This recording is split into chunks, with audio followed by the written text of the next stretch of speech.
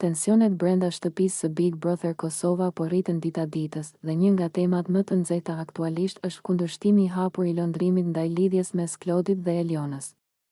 Qëndrimi i tij i prerë kundër kësaj dashurie ka ngritur pikpyetje të shumta, jo vetëm për arsyet që e shtyn të reagojë kështu, por edhe për preferencën e tij të dukshme që Klodin ta shohë më të afërt me Benitën.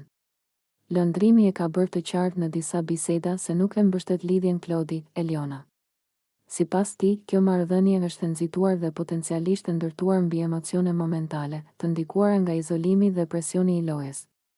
Ai ka shprehur dyshime se ndjenjat mes tyre mund të mos jenë aq të qëndrueshme sa duken, duke sugjeruar se kjo lidhje mund t'i dëmtojë të dy, si emocionalisht ashtu edhe në strategjinë e lojës. Nga ana tjetër, Londrimi e sheh Klodin shumë më të përshtatshëm pranë Benitës. Ai beson se mes Klodit dhe Benitës ekziston një kimi më e fortë, më sfiduese dhe më reale. Dinamika mes tyre, debatet, afrimet dhe tensionet e herpashershme, sipas Londrimit, tregojnë për një lidhje më autentike, ku të dy palët e sfidojnë njëri tjetrin dhe nuk bien në rehati të shpejtë. Dëshira e Londrimit për t'i ndarë Klodin dhe Elionën nuk ka kaluar pa u vënë re nga banorët e tjerë.